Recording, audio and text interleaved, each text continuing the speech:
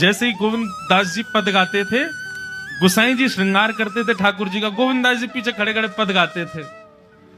तो जैसे ही गोसाई जी श्रृंगार करते करते थोड़ा श्रृंगार लेने के लिए नेक दूर जाते, ठाकुर जी ऐसे खड़े खड़े नीचे से एक मोती उठाते, मोती उठा के ये मारते टक के गोविंद दास के सिर पे। और जैसे ही गोविंद दास के सिर पे लगती, गोविंद दास कहते माने ना तारी की तो बताऊं, रुक जा। जैसे ही वो मोती लेकर के वापस गोविंद दास मारते, तब तक गोसाई जी वापस आ जाते। और गोसाई जी के आते ही वो मोती ठाकुर जी की जगह गोसाई जी में जाके लग जाता। गोसाई जी कहते हे गोविंदा, तू ठाकुर जी को मोती मार रहा है? गोविंद दास बोले मेरो माथो देखियो, ये गुम्माटो फूल को ये आपके लाला ने मारो मोए। आपको लाला ऊधम मचावे वो ना दिखाई दे आपको, और मैं नेक कछु कह दूं सो मुंह पे चिल्ला रहे हो, मुंह पे बरस रहे हो, या समझा लो बहुत ऊधम मचावे ये। ऐसी लीला करते हो। गोसाई जी के नेत्रों में आंसू आ जाते, बोले गोविंदा तू कितना भाग्यशाली, तेरे संग ठाकुर जी लीला करें। गोविंद दास के साथ ऐसी ऐसी लीला करते महाराज। तो दोपहर के समय जैसे ही मंदिर बंद होते, ठाकुर जी महाराज फेंटा कस के आ जाते, ए गोविंदा चल खेल में चल रहे हैं। ठाकुर जी गोविंद दास के संग खेलने जाते। एक दिन ठाकुर जी बोले गोविंदा तू घोड़ा बन जा, मैं तेरे ऊपर बैठ के डोलूंगा। गोविंद दास जी घोड़ा बन गए। घोड़ा बन के ठाकुर जी ऊपर बैठ गए, और गोविंद दास की दो पौनी बना दी ऐसी, और दो पौनी इनको ऐसे पकड़ पकड़ के ठाकुर जी चला रहे हैं। और ठाकुर जी तो खेले भैया, कछु भी कर सकें। गोविंद दास के ऊपर बैठ गए और उसको चलाने लगे। अब चलते चलते गोविंद दास रुक गए, तो ठाकुर जी बोले ए गोविंदा चल, ए मेरे घोड़ा चल। गोविंद दास जी बोले जय जय जय जय, नेक उतर जाओ। ठाकुर जी बोले काय को? गोविंद दास जी बोले लघु शंका लगी है, नेक मुझे जानो है, नेक उतर जाओ। ठाकुर जी बोले ऐसी बात कर रहे हो गोविंदा हैं? कोई घुड़सवार घोड़ा पे बैठ के घूमे और घोड़ा को लघु शंका आवे तो वो का यूं के ओ भैया नेक उतर जा, मैं लघु शंका करके आऊं, फिर बैठी हो मेरे ऊपर। गोविंद दास जी बोले तो कहा आज्ञा? बोले आज्ञा वो ये जो कह रहा हूं, जैसे घोड़ा बिना आज्ञा लिए अपने व्यक्ति को ऊपर बैठा के सब काम कर ले, वैसे तू कर ले। तो गोविंद दास जी ऐसे घोड़ा बन करके चल रहे हैं, ठाकुर जी ऊपर बैठे हैं और सब कर आए काम। अब इतने में ही कोई व्यक्ति वहां से जा रहा था। अब उस व्यक्ति को ठाकुर जी नहीं दिख रहे हैं, उसको गोविंद दास चलते चलते दिख रहे हैं। उसने जब देखा, अरे राम राम राम राम जी, गोविंद दास जी क्या महाराज? किसी व्यक्ति ने गोविंद दास जी को ऐसे देख लिया, ओहो जी तो ऐसे ही डोल रहा है और चलते फिरते ही कर रहा है। गोसाई जी से जाकर के शिकायत कर दी, और गोसाई जी से कही, बोले गोसाई जी आपने गोविंद दास को बहुत सिर पर चढ़ा लिया आज। अरे भाई खड़े होके लघु शंका करना भी मना है शास्त्रों में, वो तो ऐसे बैठ करके चलते चलते कर रहा था और वस्त्रों में ही कर रहा था, इतना अपवित्र, और आप उसको मंदिर की सेवा देते हो। गोसाई जी को सुन करके अच्छा नहीं लगा। शाम को स्नान आदि करके दूसरे वस्त्र पहन करके गोविंद दास आए। आकर के आपने गोसाई जी को प्रणाम किया तो गोसाई जी ने मुंह फेर लिया। तो गोविंद दास बोले जय जय, आप नाराज हो हमसे? गोसाई जी बोले आप आचार विचार सब भूल चुके हैं अपना। आप इस प्रकार से आज कुछ कर रहे थे, मुझे लोगों ने बताया आकर के। गोविंद दास जी बोले आपकी बात है जाए तो मैं बोलूं? बोला बोलो। बोले मोते मत कहो, अपने लाला को समझाओ। जय हट करके बैठे, जय जिद करे, कहा करूं, कहां तक समझाऊं जाकू मैं? आज मुंह को घोड़ा बना लियो, और घोड़ा बना के मेरे दो पौनी बना के ऐसे ऐसे चला रहे मुंह। तब मैंने इनसे कही जय जय उतर जाओ, मैंने लघु शंका कर आऊं, स्नान कर आऊं, फिर बैठ जाइयो। तो मुझे बोले घोड़ा कभी आज्ञा ले, तू तो मेरा घोड़ा है, ऐसी कर ले। इनकी आज्ञा सो मैंने कियो, मैंने अपनी इच्छा सो नहीं क्यों? नहीं मैं क्यों करूंगा ऐसा? गोविंद दास जी की बात सुनकर के गोसाई विठल नाथ जी इतने भावुक हो गए, इतने भावुक हो गए। उस दिन गोसाई जी ने नियम बना दिया, सबको बोल दिया, बोले सुनो आज के बाद गोविंद दास कुछ भी करे इसकी शिकायत हमसे मत करना। क्यों? गोविंद दास अपनी इच्छा से कुछ नहीं करता, जय जय कराते हैं उससे, ठाकुर जी कराते हैं उससे। एक बार ठाकुर जी गोविंद दास से बोले ए गोविंदा, बोले हाँ, मेरो दाल बाटी खावे को मन हेरो है, तो दाल बाटी चूरमा। ठाकुर जी बोले ए गोविंदा, ऐसे ही बोलते थे, बोले मोए मोए दाल बाटी खानी है। गोविंदास बोले 56 भोग बनते हैं रसोई में, अपरस में मुंह पे पट्टी बांध करके महाराज रसोईया बनाता है। अपरस में यमुना जी का जल आता है वहां से, वृंदावन से, उसके जल में सुंदर प्रसादी बनती है। इतने सुंदर शुद्ध भोजन को छोड़ के यूं कह रहे दाल बाटी खानी है। ठीक है, मैं आज बोल दूंगा रसोई घर में बनवा देता हूं। बोले ना, रसोई की ना खानी तो। बोले तेरी कदम खंडी में आऊंगा। गोविंदास जी जहां बैठ करके भजन चिंतन करते थे, मंदिर से थोड़ा दूर था, सुंदर वन था गिरिराज जी में। बोले मां आऊंगो और वहीं पे तू कंडा, वही गोबरी कंडा में बना, और कंडा में बना के तैयार कर, मैं आऊंगा वहीं खाऊंगा। गोविंदास जी बोले यहाँ सब लोग आपको मंदिर में पूजने आते हैं, आप यहाँ पे भगवान हो, ऐसे कहीं खाने पीने आओ। बोले कोई को पता थोड़ी चलेगी, मैं आ जाऊंगा, तू चिंता मत कर, तू सुन तैयारी कर ले, आज मैं तेरे यहाँ आके प्रसाद पाऊंगा। गोविंदास जी चुपचाप मंदिर से भाग गए, किसी को बताया नहीं। किसी को पता थोड़ी कि ठाकुर जी ऐसे बाहर भी चले जाते हैं, सबको लगे अंदर ही रहते हैं ये। गोविंदास जी दौड़ करके गए, बढ़िया कंडा में बढ़िया उपले उपले लगा करके महाराज बाटी बनाई, दाल चढ़ा दी, सुंदर। ठाकुर जी आएंगे पाने। एक पंथ दो काज, ठाकुर जी को दो लीलाएं एक साथ करनी थी। एक तो गोविंद दास के संग सुख लेना है, और एक झाड़ू लगाने वाला गिरिराज जी की तलेटी में झाड़ू लगाता था, उसको मंदिर में प्रवेश नहीं करने देते थे लोग।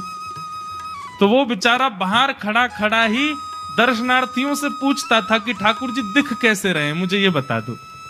दर्शनार्थी आकर के बताते थे नीली ठाकुर जी ने बाघा पहना है, गले में मोतियों की माला है, मकराकृत कुंडल है, ऐसा टिपारा ठाकुर जी के सिर पर रखा है, और ऐसा ठाकुर जी का श्रृंगार है। तो वो बाहर खड़ा खड़ा नेत्र बंद करके सुन सुन करके ही अपने चित्त में एक झांकी बना लेता था, और मन में सोचता था ऐसे दिख रहे होंगे ठाकुर जी। पर रोज प्रार्थना करता था, नाथ मुझे लगता है इस जन्म में तो आप मुझे कभी नहीं दिखोगे, भगवान इस जन्म में तो मैं आपके योग्य नहीं हूं, पर मेरे पर बस इतनी कृपा कर दो कि अगला जन्म मुझे दीजिएगा, तो कुछ नहीं तो चेंटी बना देना, तो चेंटी बन करके मैं आपके 56 भोग में ही आ जाऊंगा, भीतर आके आपका दर्शन कर लूंगा, लेकिन मुझ पर अनुग्रह कर देना। ठाकुर जी उसके इस भाव से इतने रीझ गए। गोविंद दास को बोला था कि दाल बाटी खाने आएंगे, अब मंदिर बंद करके सब तो चले गए वहां से, सब लोग भोजनालय में भोजन प्रसाद पाने लगे। ठाकुर जी मंदिर से निकले अचक करके बाहर, गिरिराज पर्वत के ऊपर विराजते थे। जैसे ही बाहर निकल करके आए तो गिरिराज पर्वत के नीचे ही वही झाड़ू लगाने वाला नेत्रों से आंसू बह रहे थे, ठाकुर जी का चिंतन कर रहा था। आज ठाकुर जी ऐसे दिख रहे हैं, सिर पर चांदी का मुकुट पहना है, ठाकुर जी ने आज गुलाब का इत्र लगाया है, ठाकुर जी के ऐसे ऐसे मकराकृत ठाकुर जी के कटाक्ष, वो सब चिंतन कर रहा था। ठाकुर जी नीचे उतर करके जाने लगे, इतने में ठाकुर जी ने लीला करी और जोर जोर से ठाकुर जी चिल्लाने लगे, अरे जल्दी ते आइयो, देखियो मेरे पाम में कांटो लग गयो, अरे जल्दी ते कोई आओ या कांटे को निकारो, मुझको तो बहुत दर्द है रो है, अरे भैया जल्दी आओ जल्दी आओ। अब ये स्वर जैसे ही सुना उस झाड़ू लगाने वाले ने, उसके नेत्र खुल गए। उसने देखा, बोले कि ये स्वर कहां से आ रहा है। उसने जैसे ही नेत्र उठा करके ऊपर देखा, तियों की माला पहनी है, मकराकृत कुंडल पहना है, चांदी का मुकुट चमक रहा है मस्तिष्क पर, ठाकुर जी के केश घुंघराले लहरा रहे हैं, और ठाकुर जी अपनो एक पाम हाथ में पकड़ करके और एक पैर पर लंगड़ी जैसे खेलते हैं, ऐसे ठाकुर जी कूद रहे हैं यहां से वहां। नीचे से झाड़ू लगाने वाले ने कहा, अरे ऐसा पुरुष तो मैंने जीवन में कभी नहीं देखा, ये कैसा पुरुष है। नीचे से ही ठाकुर जी को देखने लगा। अब स्वरूप उसको पता था, तो उसने कही ये जरूर ठाकुर जी होंगे, वहीं से प्रणाम करें। ठाकुर जी बोले प्रणाम कर रहा हूं, दारी के जल्दी ऊपर आ, कांटो लगो मेरे पम में, या को निकार। बोलने लगा, बोले मैं ऊपर नहीं आ सकता, गुसाई जी मारेंगे, सब लोग डांटेंगे मुझे। अरे नहीं गुसाई जी ऐसा कुछ ना के, ये सब तो बाहर के लोगों ने नियम बना दिए, मैं तो सबसे मिलूं, तू आ जा जल्दी ऊपर। जैसे ही ऊपर गया, ज्यों-ज्यों ठाकुर जी के समीप जाए, त्यों-त्यों उसके नेत्र सजल होते जाएं। ठाकुर जी के बिल्कुल समीप पहुंच गया, भगवान बोले देख काई को रो भैया, जल्दी कर, मेरे पाम में कांटो लगो या को निकार। जिन चरण कमलों के स्पर्श के लिए सदा लक्ष्मी लालायित रहती है, ठाकुर जी ने उसकी गोद में अनायास अपने चरण रख दिए। बोले जल्दी कांटो निकार, कांटो लग गो मेरे पाम में। अब वो ठाकुर जी के सुंदर तलवों को अपने हाथ से ऐसे देख रहा है, ढूंढ रहा है कहाँ कांटा लगा है, कहीं उसको कांटा मिल गया। अब इतने कोमल चरण ठाकुर जी के, उसके नेत्रों से आंसू भी गिरते जा रहे हैं, भाव विह्वल होता जा रहा है। मेरे सौभाग्य की सराहना, ठाकुर जी के इतने समीप। कांटा निकालने के लिए बार बार अपने अंगूठे से खींचे, लेकिन कांटा नहीं निकले। ठाकुर जी बोले अरे जे हाथ पे ना निकलेगो। उसने पूछा कैसे निकलेगा? बोले अरे मेरो पाम पकड़ के अपने मुंह के पास ले जा और दांतन से निकाल, तब निकलेगो ये। आहा, कितनी कृपा की ठाकुर जी। कृपा की न होती जो आदत तुम्हारी, तो सुनी ही रहती अदालत तुम्हारी। जो दीनों के दिल में जगह तुम न पाते, तो किस दिल में होती हिफाजत तुम्हारी। कृपा की न होती जो आदत तुम्हारी, तो सुनी ही रहती अदालत तुम्हारी।